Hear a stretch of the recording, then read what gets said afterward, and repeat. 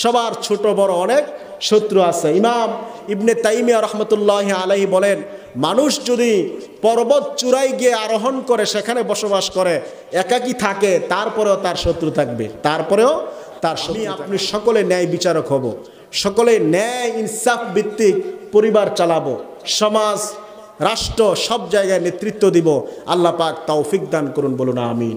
হাত্তা ইদা খরাজা মিনহু হাত্তা ইয়াউদা ইলাইহি, ওই সব লোক যাদের হৃদয়টা সব সময় মসজিদের সাথে সম্পৃক্ত হয়ে থাকে, মসজিদ থেকে বের হওয়ার পরে আবার কখন মসজিদে যাবে ওই চিন্তায় পেরেশানিতে লিপ্ত থাকে। সুবহানাল্লাহ। সম্মানিত ভাইয়েরা, তাহলে আমরা মসজিদের সাথে দিলকে লাগিয়ে রাখতে হবে, অর্থাৎ কান সবসময় মসজিদের সাথে লাগিয়ে রাখতে হবে। ফজর পরে আমি মসজিদ থেকে বের হয়েছি, আমার বেকুল হতে হবে কখন জোহরের আজান হবে। জোহর পরে যখন মসজিদ থেকে বের হলাম, আমার দেওয়ানা হতে হবে কখন আসরের আজান হবে, আমি আসরের সময় আল্লাহর পায়ে সিজদা করব। আসর পরে যখন মসজিদ থেকে বের হলাম, কখন মাগরিব হবে এর জন্য অপেক্ষমান থাকতে হবে। মাগরিবের পরে এশা কখন পড়ব সেই চিন্তা আমার আপনার মধ্যে থাকতে হবে।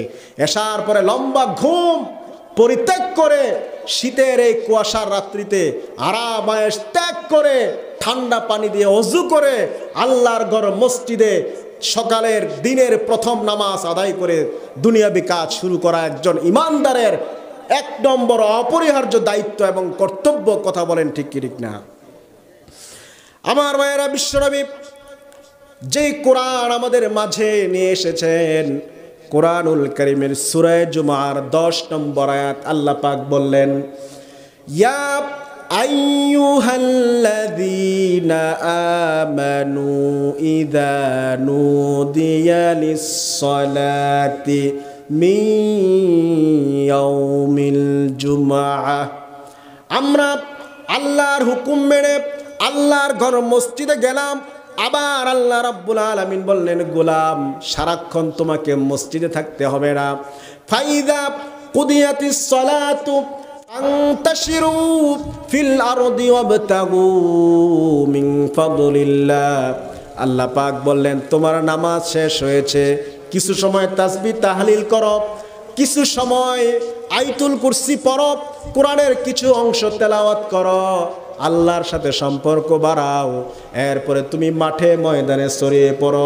ব্যবসায়ী ব্যবসা প্রতিষ্ঠানে যাবে, শিক্ষক তার স্কুল কলেজ ইউনিভার্সিটিতে যাবে, অফিসার অফিস আদালতে যাবে, যার যে পেশা ওই পেশায় নিয়োজিত হয়ে যাবে। আল্লাহ পাক বলছেন, সব পেশায় থাকা অবস্থায় তোমার কান থাকবে মসজিদের মুয়াজ্জিনের আজানের সাথে। সুবহানাল্লাহ। আর আমাদের সম্পর্ক স্ত্রীর সাথে হয়, আমাদের সম্পর্ক ছেলে সন্তানের সাথে হয়, আমাদের সম্পর্ক ব্যবসা প্রতিষ্ঠানের সাথে হয়, যুবকদের সম্পর্ক ইউটিউব ইন্টারনেট ফেসবুকের সাথে হয়। কথা বলে ঠিক ঠিক না? এটা মুসলমানের কাজ না, ইমানদারের কাজ না। ইমানদার মুসলমান তারা যাদের সম্পর্ক মসজিদের সাথে থাকবে। এমন মাছ যেমন পানির সাথে সম্পর্ক হয়ে রয়েছে, মাছ যেমন পানি ছাড়া বাঁচতে পারে না, ইমানদাররা মসজিদে আসা যাওয়া ছাড়া, নামাজ ছাড়া এক মুহূর্ত থাকতে পারে না। কথা বলেন ঠিক ঠিক না?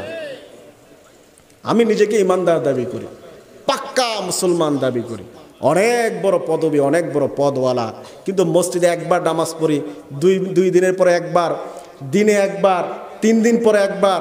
অনেক মুসল্লি এমন আছে সপ্তাহে একবার, আবার অনেক মুসল্লি এমন আছে ঈদের নামাজে একবার যায়। অনেক মুসল্লি এমনও আছে, আল্লাহ না করুক, জানাজা ছাড়া তার মুসলমানিত্ব আর পাওয়া যায় না। কোত্থেকে মুসলমান হবে? আমার বন্ধুগণ,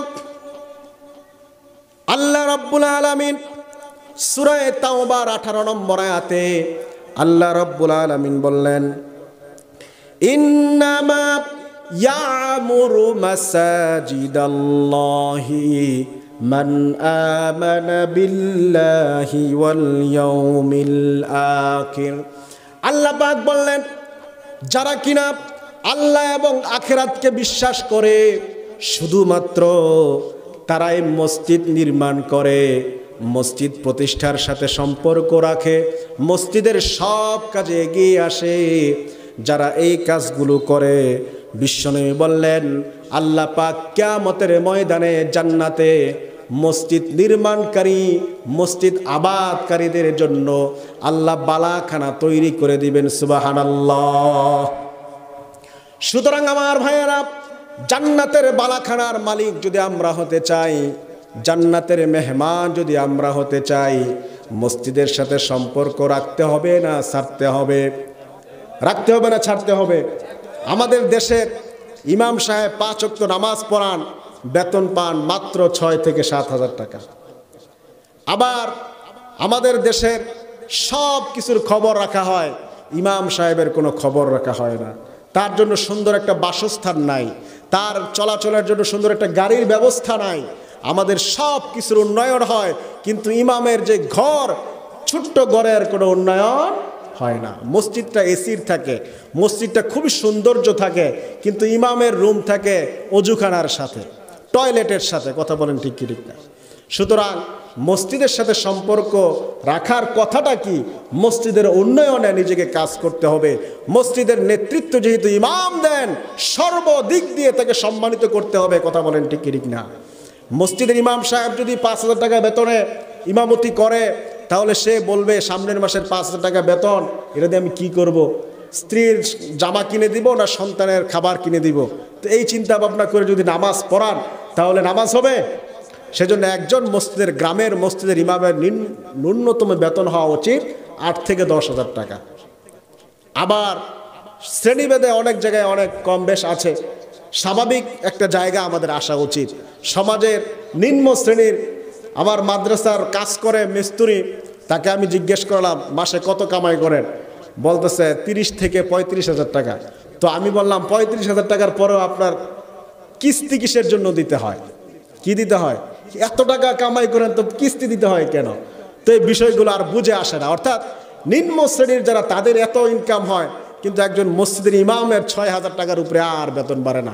এটা আমাদের খেয়াল রাখতে হবে। এটা কি করতে হবে? খেয়াল রাখতে হবে। মসজিদের মুসল্লি যারা, তারা মেহমান কার? আল্লাহর মেহমান। কার মেহমান? আল্লাহর মেহমান। মসজিদটা পৃথিবীর মধ্যে সবচেয়ে উত্তম জায়গা। কি জায়গা? উত্তম জায়গা। عن أبي هريرة رضي الله عنه قال قال رسول الله صلى الله عليه وسلم أحب البلاد إلى الله مساجدها وأبغض البلاد إلى الله أسواقها। বিশ্বনবী বললেন, আল্লাহর জমিনের নিচে, আল্লাহর আকাশের নিচে, জমিনের উপরে সবচেয়ে উত্তম স্থান হলো আমার ঘর মসজিদ, আল্লাহর ঘর মসজিদ। সুবহানাল্লাহ। কিন্তু আমরা মসজিদে আসা যাওয়া কম করি। আর বিশ্বনবী বললেন, ওয়াবগাদুল বিলাদি ইলাল্লাহি আসওয়াকুহা, সবচেয়ে নিকৃষ্টতম জায়গা হলো বাজার। অতএব আমার আপনার বাজারে যাওয়ার প্রবণতা অনেক বেশি, সময় দেওয়া অনেক বেশি, কিন্তু মসজিদে সময় দেওয়ার লোক পাওয়া যায় না। ঠিকই ঠিক না? প্রিয় ভাইয়েরা, যারা মসজিদে আসা যাওয়া করে, আল্লাহ তাদের উপর কেমন খুশি হন? বিশ্বনবী বললেন, 10 বছর পরে বিদেশ থেকে স্বামীর কাছে, বিদেশ থেকে যদি স্ত্রীর কাছে স্বামী আসে, তাহলে স্ত্রী যেমন খুশি হয়, মায়ের কাছে সন্তান আসে, বাবার কাছে সন্তান আসে, ছেলের কাছে বাবা আসে।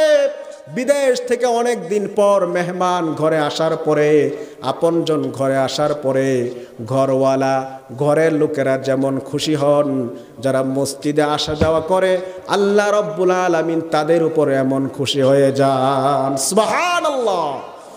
আমরা যখন নিয়মিত মসজিদে আসা যাওয়া করি, আন আবি হুরায়রা রাদিয়াল্লাহু আনহু قال حين يخرج الرجل من بيته إلى مسجده, বিশ্বনবী বললেন, যখন কেউ ঘর থেকে মসজিদের দিকে বের হয়, ফারিজুলুন তুকতাবু হাসানাতুন, তার প্রত্যেক কদমে আল্লাহ রাব্বুল আলামিন সওয়াব লেখেন, নেকি লেখেন।